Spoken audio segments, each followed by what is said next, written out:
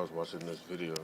It's my second time doing this too because my phone went dead. But I was watching this video that I came across, and it was talking about these skinwalkers, and talk about the UFOs, which are the chariots of the scriptures.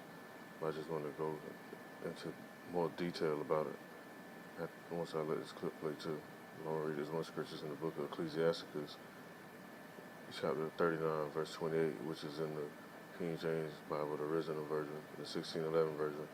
And I only got this pulled up because I got the 1638 version, which only got some of the Apocrypha and they don't have all of it. This says, there be spirits that are created for vengeance, which in their fury lay on sore strokes, and in the time of destruction they pour out their force and appease the wrath of him that made them.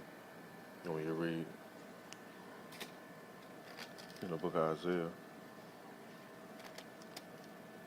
chapter 45, verse 7, it says, I form the light and create darkness. I make peace and create evil. I, the Lord, do all these things. So the Most High got all this stuff set up and created. All the stuff you hear about the Chupacabra, these skinwalkers, Sasquatch, the Mothman, or they call it the New Jersey Devil, and all these different apparitions that be out in the woods. You hear about, or if you read about it in the book of Job, Leviathan, you hear about the Behemoth, all this different stuff. The Lord created all this, which to appease his wrath, because you have people being wicked and being proud, thinking none of this stuff exists. And then that's when he started showing us stuff. So, and the chariots too included. I'm gonna let this play for just for a little bit. And this is the guy from security team. He be posting some stuff. They got some truth to it, but he don't go all the way into it, which, I'm sure he might not know be into the scriptures like that. I ain't gonna steal him his credit because this is his video. It just gave me an idea to speak on certain stuff in the scripture, so let this play for me. Dome-shaped objects were seen. And these dome-shaped objects. I'm gonna jump to the book of Ezekiel real quick. I can talk about these objects. It say in chapter 1, verse 16, the appearance of the wheels and their work was like unto the color of a beryl, and they four had one likeness in their appearance, and their work was as it were a wheel in the middle of a wheel. So you have people talking about these UFOs. Let me play that back again. What that look? That's a wheel within a wheel right there. And some of them come in different colors. You got the silver, like he said, silver dome-shaped objects. You got a metallic, golden-looking colors, bronze. Some be white, some be in different, like stone-type color-looking lights. Some be pure white light. The Most High deal in variety, so they come in a variety. I actually seen some myself. Some people I know actually seen some. And these things definitely do exist. And they try to play these games, like how you got in that corner this little emblem with the little alien head. That's not what's on there. You're reading Ezekiel, it tell you what's on there. It said, out of the midst of, this is verse 5, chapter 1, it said, also, out of the midst of there came the likeness of 4 living creatures, and this was their appearance. They had the likeness of a man, not no green-haired alien. And the word alien just means stranger from a strange land or a strange place. It said everyone had 4 faces and everyone had 4 wings, and their feet were straight feet, and their sole of their feet was like the sole of a calf's foot, and they sparkled like the color of burnished brass. So when you see these so-called, I won't say so-called, but these actual angels, which is mentioned in the book of Ezekiel when you go into detail even more, they look like so-called black man. When you look at a so-called black man, like if he's shining or the sun hitting you, he's sweating or whatever, like his skin oily, you look like brass. Like how I say, burnished brass. When you look up burnished brass, that's what it look like. But yeah, let me pull up a picture real quick, just to clarify what I'm speaking of.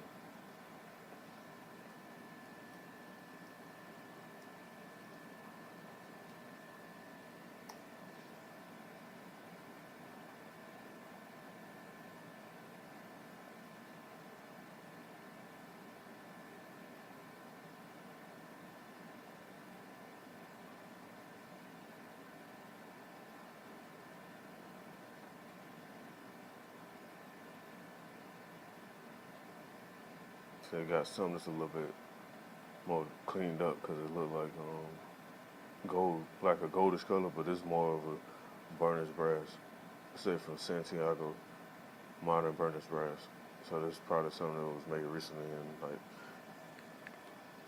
around this time frame, probably for the past 10 years or so. When you look at somebody with brown skin, that's exactly what they look like something like this. So that when they mention the burnished brass, that's what it's talking about. And I'm play some of it, let it go into it. Not too much, just a little bit, so you can see what I'm talking about. Observing this play from close proximity. And there's different places on the earth. Like you got this place, which is in Utah. There's actually some places in Texas, Mexico, Costa Rica, like different areas like in the Amazon. Different reports has been in like South Africa and in the Congo area and different areas like that. Colorado, Arizona, even in California, you got different areas up in there. Mississippi area, Georgia, just really places all over the world. They've been seeing apparitions, different stuff. And the Most High created all this stuff for His vengeance to appease His wrath, like I said in Ecclesiastes. Beneath the crown, UFOs were buzzing below you with jagged green lights like fire.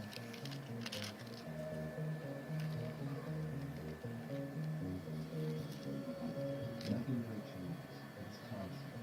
The phenomenon is engaging. It's a pattern of close encounters. It's commonplace. People hunt the cause. Scientists investigate the carnage. The mainstream try to quantify the performances.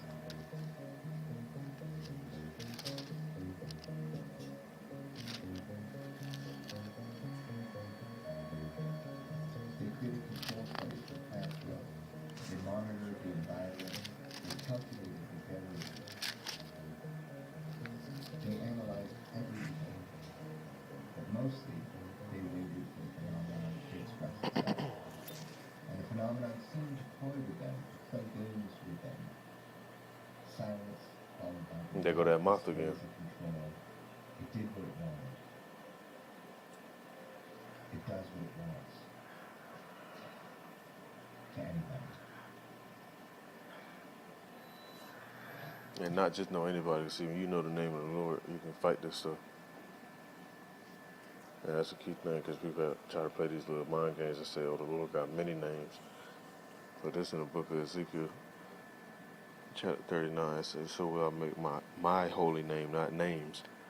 It says, so I'll make my holy name known in the midst of my people, Israel. Then I will not let them pollute my holy name anymore. Because people polluting the name, talking about you got different names, you can call him what you want, whatever. He know my heart. When the scriptures say the heart is deceit, full of amongst all things. They say, and the heathen shall know that I am the Lord, the Holy One in Israel. And the name of the Lord in Hebrew is Yahweh, which means He is and He exists. And the name of Jesus in Hebrew is Yahweh Shah, which means He is the deliverer. And when you read some most scriptures that go into that, saying that the deliverer will come. I'm gonna let this play some more while I look for something. It was that night. And out of nowhere, that weird flash. You see that? Look at that. That's amazing. That's not possible. That is not possible. And it is possible. They talk about unexplained phenomena. I explain it with this scripture right here. It's in the book of Daniel. In chapter 5, I'm going to start at verse 3. It go back into Belshazzar, the son of Nebuchadnezzar. They basically, well, Biddy, I'm just go ahead and read it while I can before my phone die again. It says, Belshazzar, the king, made a great feast to 1,000 of his lords and drank wine, which is yan in the Hebrew. They say before the 1,000. And if you wonder why I speak in certain Hebrew words, it's because that our holy tongue is returned to us. Like I said in one of the scriptures in the Bible, that our holy tongue will be returned to us. That's the only reason why I even know this. When I was young, I used to try to learn Spanish and Japanese and all this other crap. The whole time I was supposed to be learning Hebrew. Let's say Belshazzar, while he tasted the wine, commanded to bring the gold and silver vessels which his father Nebuchadnezzar had taken out of the temple, which was in Jerusalem, which he shouldn't have took. He said that the king and his princes and his wives and his concubines might drink therein. And this would get into detail about him seeing the apparition, the unexplained phenomenon, but it's explained right here. They say, then they brought the golden vessels that were taken out of the temple of the house of Yahweh, which was at Jerusalem, and the king and his princes, his wives, and his concubines drinking them. They drank wine and praised the gods of gold and of silver which don't exist, of brass, of iron, of wood, and of stone. In the same hour came forth fingers of a man's hand, and wrote over against the candlestick upon the plaster of the wall of the king's palace. And that shook him up when he seen that. You see, and the king saw the part of the hand that wrote. So you guys just visualize this so you can visualize it. You sitting there getting drunk, drinking yon, everybody having a good little time, they probably laughing. And they see this dang on hand he see this hand come out of nowhere and write on the plaster of the wall. They said the king's countenance was changing. And his thoughts troubled him, so that his joints of his loins were loose, and his knees smote one against another. So this was some funny stuff going on, but it actually happened though. Let's go into more detail when they talk about the chariots. It says unexplained phenomenon. There goes some more explanation in the book of Zechariah. It says, then I turned, in chapter 5, verse 1, it says, then I turned and lifted up my eyes, and looked, and behold, a flying roll. And he said unto me, what seest thou? And I answered, I see a flying roll. And he ain't talking about no pillar or roll of paper or no bread roll or nothing like that. It's actually talking about how it looked and the length of it. And NASA got pictures of this too. You get a chance. Go search flying roll NASA images. And they actually got videos and footage of this stuff, because that's why they put all these satellites and these observatories out, so they can capture this stuff for themselves. Because they know the Bible real, but they try to disprove it with the Big Bang Theory and the flat Earth and all that other nonsense. And verse 2 said, and he said unto me, what seest thou? And I answered, I see a flying roll, and the length thereof is 20 cubits, and the breadth thereof 10 cubits. And when you jump to chapter 6 and verse 1, it say, and I turned and lifted up my eyes and looked, and behold, there came 4 chariots, and they got the word chariots, which is another term for what they call the UFOs, or the flying roll, or the cloud. And I go into the cloud and stuff even more with some more scriptures before I close this out. And my phone about to die once again. I try to charge it some more, but I made these videos that burn out kind of quick.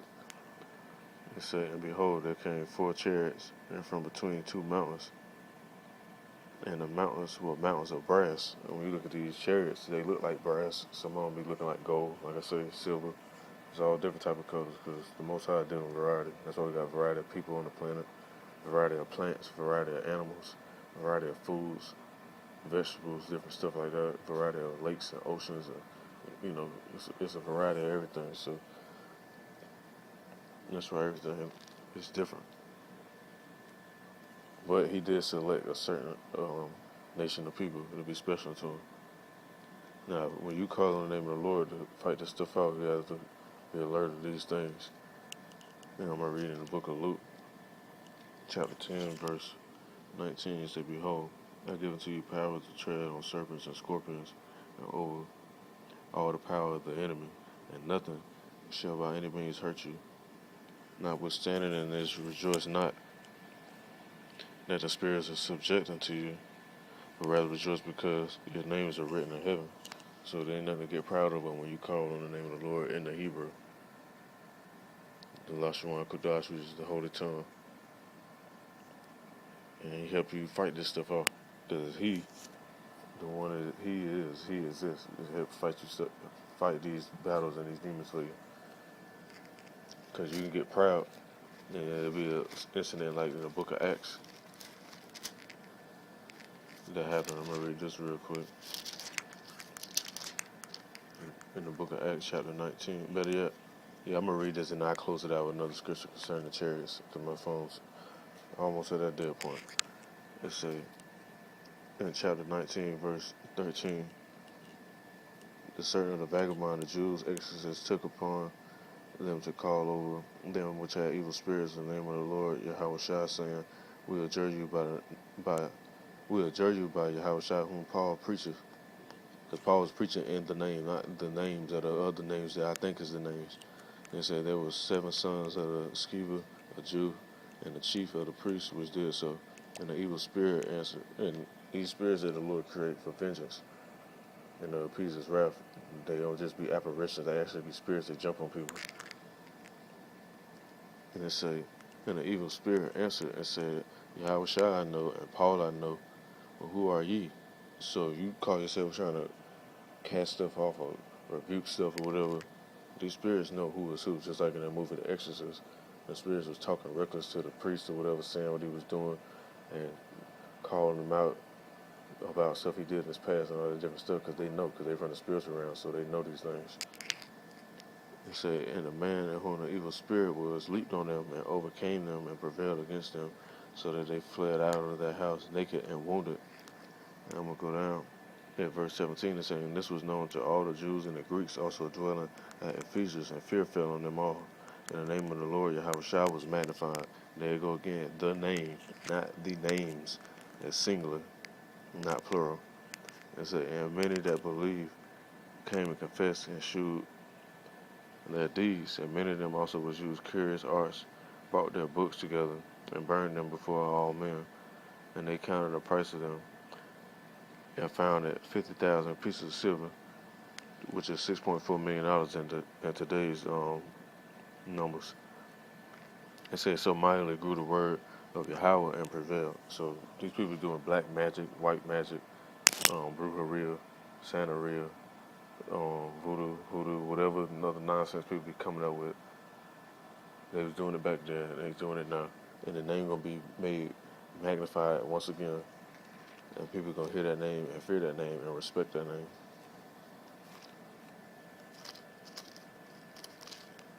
Yeah, before I close this out, I'm gonna read the book of Acts about the chariots once again, because that's how the Lord coming back. When in verse 8 in chapter 1, it said, but you shall receive power after that the Holy Ghost is come upon you, and you shall be witnesses unto me both in Jerusalem, and in Judea, and in Samaria, and into the uttermost parts of the earth. And when he had spoken these things, while they beheld, he was taken up in a cloud. They go that word cloud, received him out of their sight. Not talking about no little floating cloud, no Nimbus cloud like out of Dragon Ball Z or nothing like that. It's just a chariot. Sometimes they might cloak themselves in the cloud. Sometimes that's how they describe them, because they was sitting in the sky like a cloud would be sitting. They said, while they looked steadfastly toward heaven as he went up, behold, 2 men stood by them in white apparel, which were the angels, which also said, ye men of Galilee, why stand ye gazing up into the heaven? The same Yahweh Shai which is taken up from you into heaven shall come in like manner, as ye have seen him go into heaven. And the book of Revelations describe that. We talk about him coming back in that like manner. And it's a precept to go with that. And they're talking about the unexplained phenomena. The unexplained phenomena is clearly explained right here. Chapter 1, verse 7. Behold, he come up with clouds, and every eye shall see him, and they also which pierce him, and all kindreds of the earth shall wail because of him. Even so, mine. And the reason why they're going to wail, because people are going to be playing around. They're going to be expecting something else. They're expecting these greens and these grays and these little aliens. But ain't none of that coming. You're going to see so-called angels, or I should say so-called black men, just angels, with skin that look like brass and bronze, shining in glory, coming back with the Son of the Most High and bring judgment. Now they'll come back holding hands and giving out flowers and pancakes and cupcakes and stuff. There ain't gonna be none of that. And the elect gonna be delivered amongst all that stuff that's going on and all the people that end up getting wiped out too. So I just want to go into this about this so-called unexplained phenomenon. You read the scriptures, all the phenomena is explained for those who got eyes to see and ears to hear. So I want to give all praises to Yahweh B'Ashem Yahushua for me doing this lesson once again, because I already did it once, but this is my second time. And shalom to the apostles, the elders, the other teachers, and the elect. Shalom.